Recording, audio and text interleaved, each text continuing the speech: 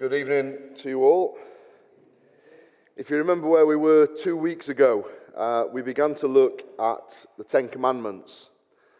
Now, as we said back then, we can't allow ourselves to disconnect looking at the Ten Commandments as though it's a series or a theme on its own, because the Ten Commandments are framed within a story. They're framed within the narrative of the rest of Exodus. You can't separate the Ten Commandments that God gives from the deliverance that God's just brought about. And verse 1 reminds us these commands come from the one who's delivered them. It's not that God's moral law doesn't apply to everyone. The Ten Commandments, we would say, apply to everyone. But God's law does apply in a special way to those who are His. He gives us these commands for our good. He gives them to show His character. In His law, God's showing us His character. He's showing us how to live. He's pointing us to Jesus. And so part of the Ten Commandments is to show us we can't do this. And we saw, if you remember, that God's law acts like a map that guides us. It acts like a muzzle that stops us. And it acts like a mirror that reveals our sin to us. So we can run to Jesus. So God's law, as we think about the Ten Commandments, God's law can help slow sin. It cannot, and it was never designed to save us. But it's designed to teach us the character of the one who can. So it's not that we come to Jesus and God's law doesn't matter. But we come to Jesus and the pressure comes off God's law because Jesus has fulfilled it. And the Ten Commandments can be divided into two. All of the Ten Commandments are towards God. But how that gets worked out is the first four are specifically towards God. And then the second six are looking at how those Godward commands get worked out in our day-to-day relationships. So tonight we're going to look at the first four, and I'm not convinced this is going to work because the last time I preached through the Ten Commandments was 12 years ago. We did each command separately, and tonight I'm going to try and do four of them in one, and it's whistle stop. So I'm going to try my best. But here's the first command. Remember the context. I am the Lord your God who delivered you. This is God who loves them. This is God who saved them. This is God who's for them. And he says, and the first commandment is worship God alone. You shall have no other gods before me. That's the first and the greatest commandment. It shapes all the other commandments. You shall have no other God before me. In fact, as the commandments are repeated later on in Exodus, the Lord expands on this and he says, you shall worship no other God, for the Lord whose name is jealous is a jealous God. How do you feel about a God who's jealous? Is it good to share? Of course it is. We should share our sweets, share our money, share our clothes, share our time. Me and Mackie went away 2 years ago to play golf. We shared a hairdryer, didn't we? Parents were always saying to kids, share, it's good to share. Can you think of anything we shouldn't share? Our wives. Illness, that's a good one. But we shouldn't share our wives. You see, sharing some things is good. But there are some things we should never share. There should be some things that actually make us jealous to think about sharing. If I ever shared my position as Liz's husband, what would you think about me? If me and Liz had arranged to go away for the night, and I allowed another man to take her away instead, it's unthinkable, isn't it? What would it say about me? Or imagine Liz said, Ben, I love you, but I've been chatting to a bloke on WhatsApp and I'm going away with him for the night. But don't worry, because it's you I'm coming home to. I'd go berserk. And I dare say I'd have every right to. Proverbs teaches us jealousy is the husband's fury. See, jealousy isn't always bad. It's bad if I'm jealous of your car or your job or your wage. But it's not jealous. It's not wrong if I'm jealous because you've stolen my wife. And that's how it is with God. God is loving, God is merciful, God is caring, God is generous. He wants to allow us to share in heaven with him. Tremendously generous. He wants to share his joy with us. He wants to share his peace with us. But there's one thing God will never, ever, ever share with anyone, and that's his glory. His glory means his number one place in our affections. In fact, the overwhelming theme, non-negotiable theme of the Bible, God will not share his glory. The Bible pictures, I ain't got time to go into glory, that's one of the problems doing it in one. The Bible pictures the relationship between God and his people like a marriage. All the way through it's like a marriage. Even at the end, the church comes down as a bride, doesn't it? In fact, when God's people sin and God's people move away from his ways later on, it's spoken of in terms of adultery. It's spoken of even stronger in terms of prostitution. So you've got a God who's caring and who's loving and who's good and who's gentle and who's kind and who's generous, but he will not share his bride. And he won't stand for his bride sharing herself. That's a good thing. But if the overwhelming theme of the Bible is a loving God who won't share his bride, the overwhelming picture painted of the bride, particularly through the Old Testament, is that the bride's unfaithful. God's Old Testament people are constantly unfaithful. God's Old Testament people, as his wife, are constantly running to other lesser gods. Even by the time that the Ten Commandments have come down, they've done it. And as you work through the Bible, you see that this relationship that's framed with God as the ever-faithful husband, you see his people and adultery as the ever-adulterous wife. Constantly flirting and being seduced by the world. Never giving herself wholly to her husband, seemingly never satisfied to be faithful to him. And so the message throughout the Bible, you've got this amazing, loving God. He wants us. He'll accept us as we are. We don't need to clean ourselves up to come to him. He'll accept us with all our sin. He'll accept us with all our baggage. He'll accept us even if we're not pretty. But he has to come first. It has to be an exclusive relationship. As a kid, I remember one of the kids that I played football with. His dad had two lives. In the week, he lived with his fancy woman. And he worked and lived with his fancy woman. It was kind of an uncomfortable secret, but everybody knew he lived and he lived with his fancy woman. He worked with her. He had freedom. And then at the weekend, he'd come home to his marital bed, bring his washing, enjoy his wife, and have a weekend with her. And you'd think, even as a 12, 13-year-old kid, I thought, that's not right. Make your mind up, pal. See, the Lord calls his people to faithfulness. The worst kind of adultery is spiritual adultery. The Lord will take us and he'll love us and he'll cherish us, but he won't share us. He won't be part of your life. He wants to have top spot. And for many people, that can be the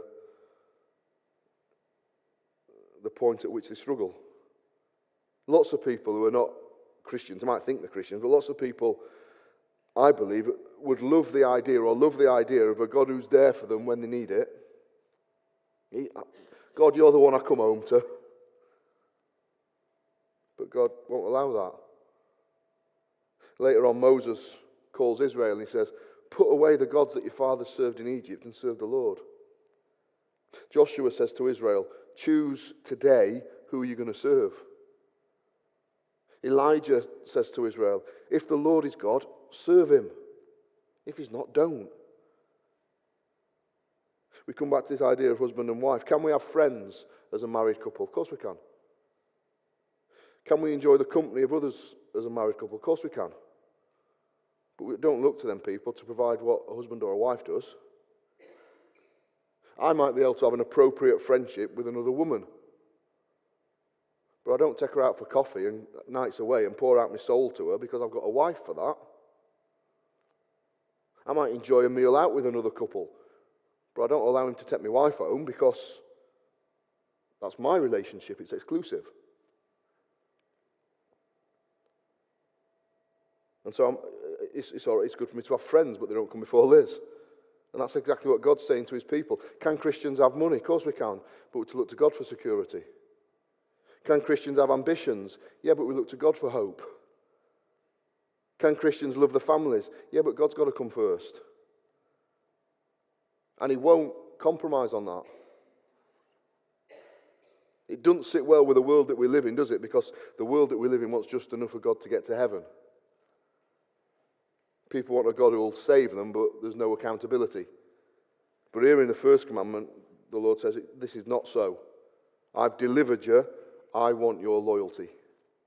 I am the Lord your God. Have no other gods before me. Jesus says, no man can serve two masters. We can't put anything before God and still have God because he won't share the throne of our hearts. Now, we know that we do that. But when we do that, we're convicted and we repent. I am the Lord your God. I have no other gods before me. God must come first. That rules all of life. The second commandment that he gives is this: worship the only God in the correct way. You shall not make for yourself an image in the form of anything in heaven above, or on earth beneath, or in the waters below. You shall not bow down to them or worship them. The thrust behind the second commandment is very similar to the first commandment. It's an outworking of the first commandment. It's that we worship the only God in the way that he's said. We don't get to edit God so that he fits in with modern life. We don't get to edit God so that it fits in with our life. And we say, well, you worship God this way, I'll just worship him how I want. No. We don't just get a God that loves relationship but ain't bothered about rules. We don't get a God who's love but never hate. We don't get a God who offers heaven but avoids hell. We don't get a God who just exists as therapy for us. We get a God who calls us to deny ourselves and follow him. And so the second commandment's teaching us, God can't be controlled. That's where they go wrong, isn't it? When Moses comes back down, they've created this pathetic gold God and said, this is the one who delivered us, because they can control that. They can get him out whenever they want and put him away whenever they want. And so in this command, God's teaching us, don't make me smaller than I am. And any image you make of God is going to make him smaller than he is. It could be 1,000 feet tall, it's going to be smaller than he is. That's why we don't have, look around, we don't have statues in here, do we? This is why we've got a lectern in the centre. You can have it, you can move it, yeah, but we've got a lectern in the centre, not a statue. This is not decoration, it's choice. It's we're making a theological statement having this here. What we're saying is, we'll worship God according to how his word tells us. That's central. There is imagery in the church. There's a communion table there. We've got that central as well, because we'll only worship God through Jesus and how he teaches us. And if you go around the world, you can go into churches and temples and you'll see statues and you'll see icons, and people who go in and they'll light a candle or they'll bow down in order to pray or reach God. And all the other religions of the day had their idols. Egypt, where God had rescued his people from, it was full of carved little man-made idols. Some of them were tiny. You could buy them at the market and take your own little God home. And we've got our little God that we'll put on the mantelpiece, but maybe if we're doing something naughty or watching something naughty, we'll turn him around so he can't see. And some of them were huge, and the idea was that people worshipped God by bowing down to the idol, and the idol took on deity. It was man-made, but it took on deity, and Isaiah said, these mini-gods, you've got to carry them around because they can't move on their own. You've got to nail them down, because if you don't, they'll fall over. And lots of religions still approach their gods that way, don't they? Gods that they can control because they made them. God's like a genie to them. You light a candle, lay a bit of gold on them, and they'll grant you a wish. And God's teaching his people, I'm not like that.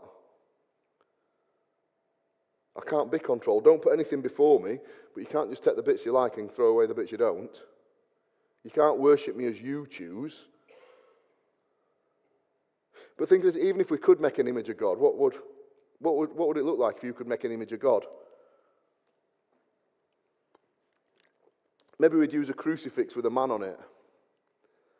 I'm not necessarily, if you've got a crucifix, if you wear a crucifix and it's got a man on it or it doesn't have a man on it, it's not a problem. I'm not here to pull you up. But if we're using that, if that's an image of God, well, it shows that Jesus died, but not that he rose. So it's not sufficient. See, whatever we use to depict God will fail. That's why we're not to make any images. That's why we're not to try. When missionaries went to the Vikings, if you remember, they had Norse gods, didn't they? Thor and Odin and others. And these missionaries, in good faith, they thought, how can we help them to understand the God of the Bible? And so they made a statue that were bigger and stronger than Odin and Thor. And the aim behind it was God's a mighty warrior, but Odin and Thor aren't loving. And so they missed that part of God's character. It failed. Can't make an image of God. Maybe we could make an image of a mighty lion, because he is the lion, and the lamb. Maybe as close as we can get, actually. But that doesn't portray God's omnipresence, so we can't bow down to that.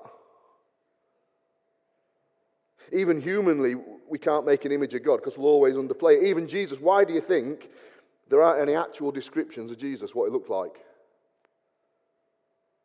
Compared to the volume of documents about Jesus, there's more documents about Jesus than Caesar and the lot of them. But no pictures of him, no art. There are portraits of Caesar and other prominent people, but Isaiah says there was nothing about Jesus that stood out. Why do you think that was?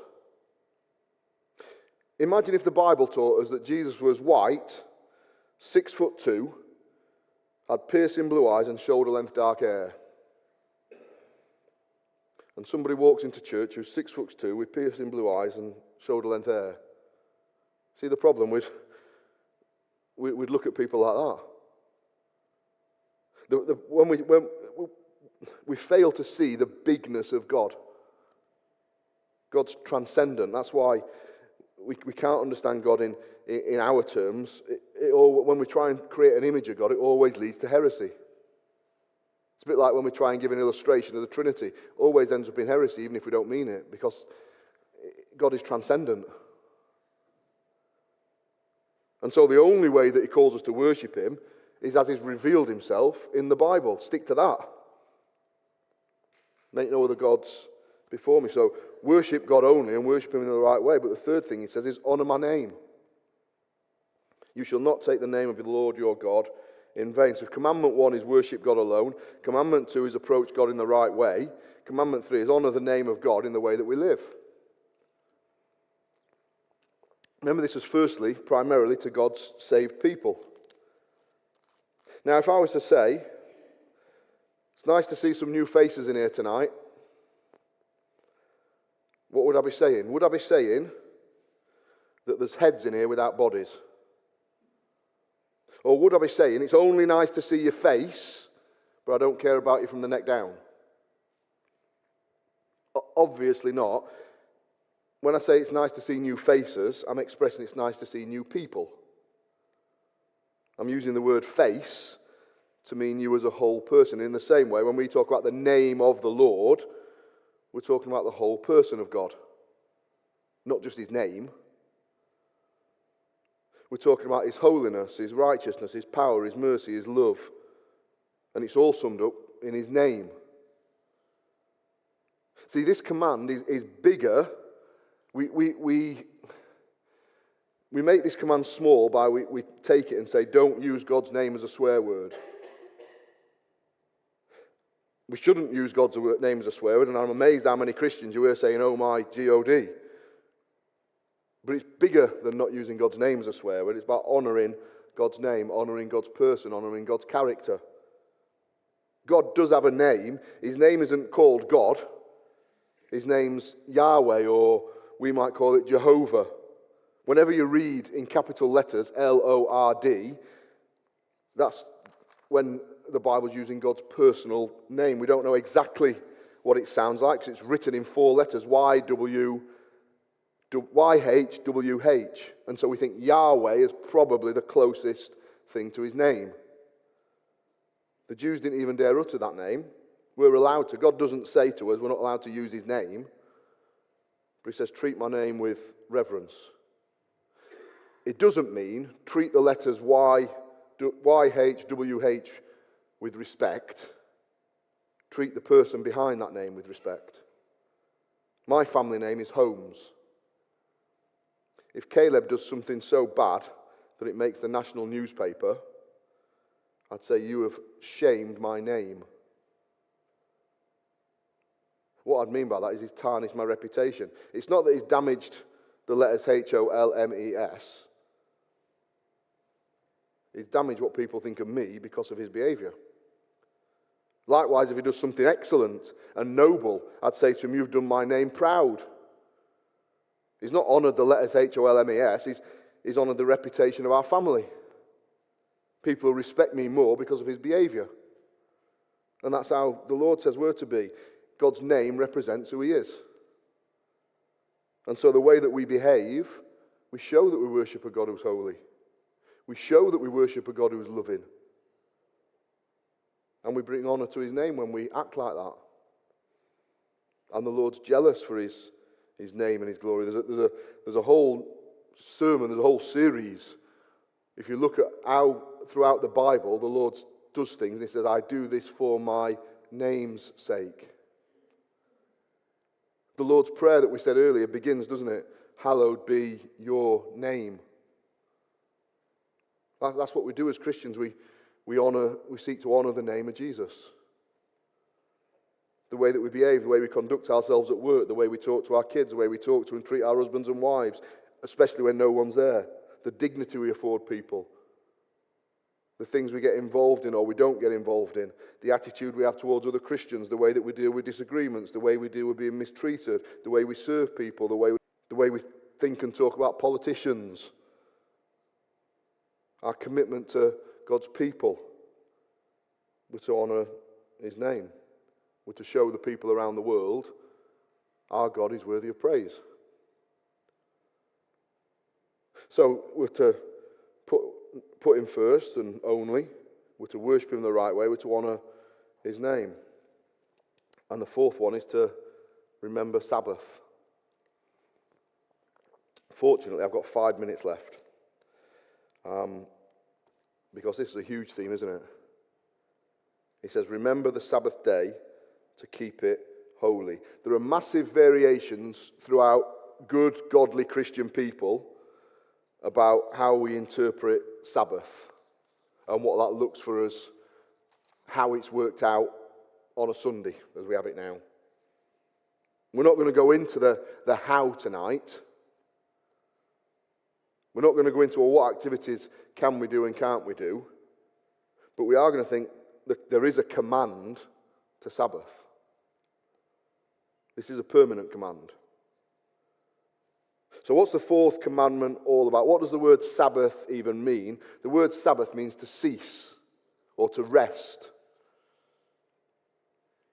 To rest from your normal activity, to rest from your normal work, to rest your body, to rest your soul, so that you can be refreshed by God.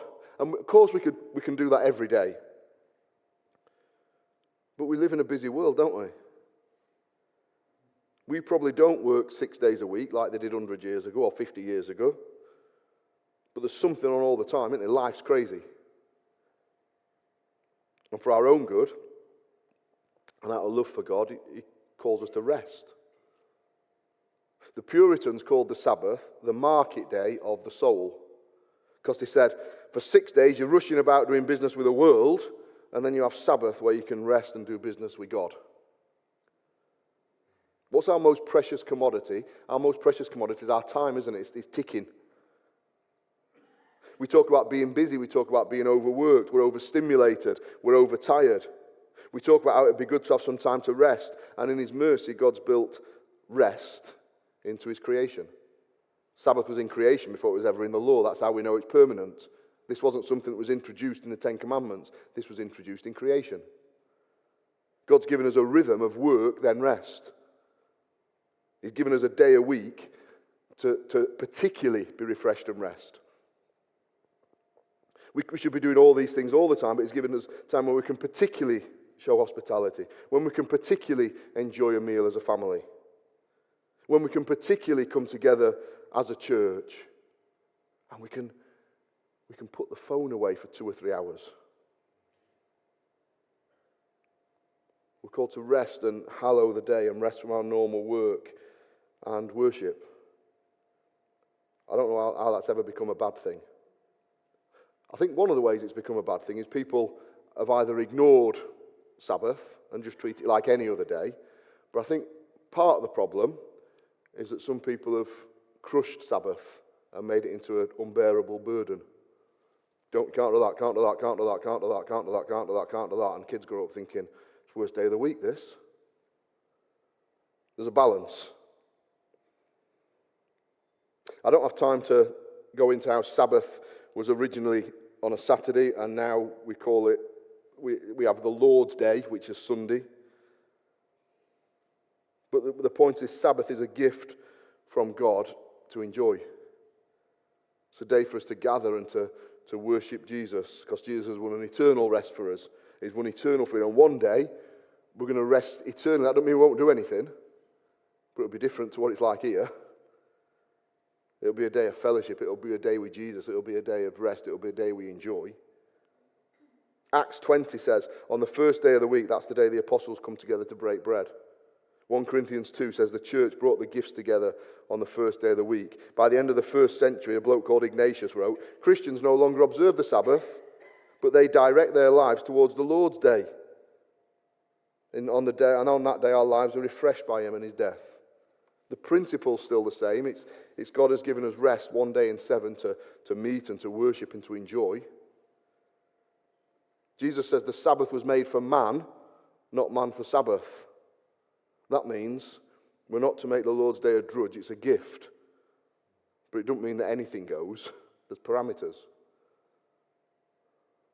It's a special day. We should do our best where we can to make it different.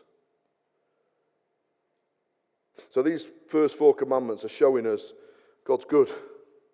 He's gracious, He's kind, He's generous, He's completely for us, but He won't share us like an husband won't share his wife.